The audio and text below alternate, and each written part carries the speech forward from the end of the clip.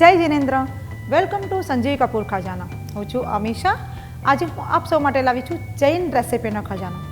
આજે આપણે એ બનાવશું ચાઇનીઝ સ્પેશિયલ, જેમાં આપણે બનાવી રહ્યા છે આજે કંઈક ચાઇનીઝમાં નવી વાનગી, જેનું નામ છે ડીમસમ.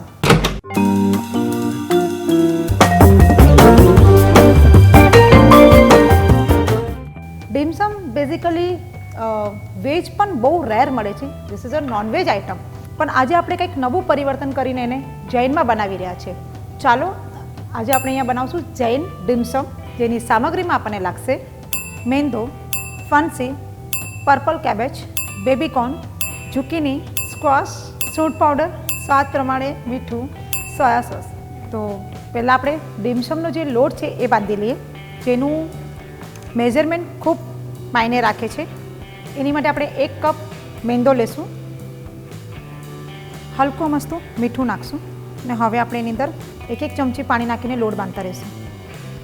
આમાં આપણે એકસાથે પાણી નથી નાખવાનું, ખૂબ જ ઓછા પાણીમાં ડીમસમનો લોટ બાંધવામાં આવે છે. 5 થી 6 ચમચી જેટલું પાણી આપણે એની અંદર નાખીને આ રીતે લોટ બાંધી લઈશું અને આ રીતે આપણે હાથથી એને મસળતા રહીશું. આપણો ડીમસમનો લોટ બંધાઈ ગયો છે અને સારી રીતે આપણે એને મસળી પણ લીધો છે. 5 થી 7 મિનિટ માટે આપણે એને રેસ્ટ કરવા માટે મૂકી દઈશું. આપણો ડીમસમનો લોટ બંધાઈ ગયો છે, તો હવે આપણે અંદરનું જે સ્ટફિંગ હોય છે એની તૈયારી કરી લઈએ. ડીમસમમાં ખૂબ જ ઓછા પ્રમાણમાં ઓઇલ જાય છે અને એમાં વેજીટેબલ પણ ભરપૂર જાય છે. તમે ડીમસમ ઘણી અલગ અલગ રીતે બનાવી શકો છો. આપણે અહીંયા વેજીટેબલ ડીમસમ બનાવી રહ્યા છે. તો હવે આપણે પહેલાં ફણસી લઈ લઈશું. એ પછી આપણે એની અંદર બેબીકોર્ન નાખશું, પર્પલ કેબેજ નાખશું, ઝુકીની નાખશું, સ્ક્વોશ નાખશું. આપણે એની અંદર સોલ્ટ પણ નાખી દઈશું. હલકી મસ્તી ફ્લેવર આપવા માટે સૂંઠ પાવડર નાખશું અને હવે આપણે એને હલાવી લઈશું.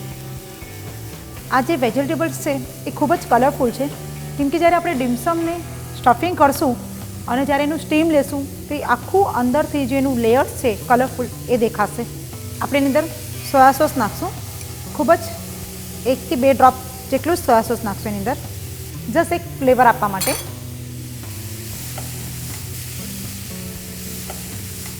આપણું ડીમસમનું સ્ટફિંગ છે એ તૈયાર થઈ ગયું છે. આપણે એને એક બાઉલમાં કાઢી લઈએ.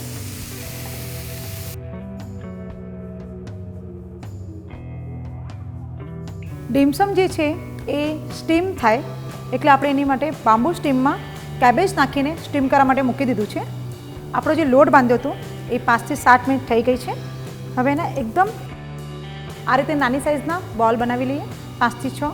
હવે આપણે એને પતલી પૂરી વણી લઈશું. પહેલાં આમાં આપણે સૂકો લોટ નથી લેવાનો, એના વગર જ વણવાનું છે. ડીમસમમાં આમ તો ઘણા બધા પ્રકારના શેપ હોય છે, પણ આપણે અહીંયા હરગાવ શેપ બનાવીશું. આ સાઇઝની આપણે નાનકડી પૂરી બનાવી લઈશું ને હવે અંગૂઠાથી પકડીને આ રીતે આપણે પ્લીટ્સ બનાવશું અને ઉપરની સાઈડમાં આપણે પ્રેસ કરતા રહીશું.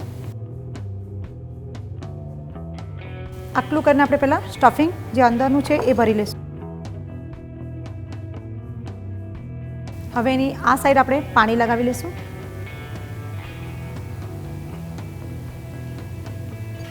અને એ સાઈડને આપણે આ રીતે ફ્લેટ કરીને 2 હાથથી મોલ્ડ કરીને આજે હરગાવ શેપ આ રીતે બનાવશું.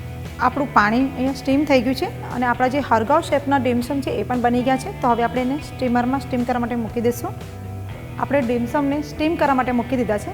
10 થી 15 મિનિટ માટે આપણે એને સ્ટીમ થવા દઈશું. પછી એને આપણે સરસ મજાનું પ્લેટિંગ કરશું. આપણા ડીમસમ સરસ મજાના સ્ટીમ થઈ ગયા છે. આપણે અહીંયા શેઝવાન સોસ વિથ લેટીસ સાથે એને સર્વ કરશું.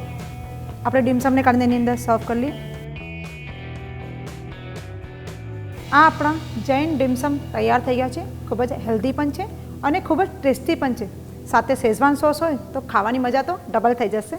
તો ઝટપટ આ રેસીપી નોંધ કરો અને ઘરે બનાવો.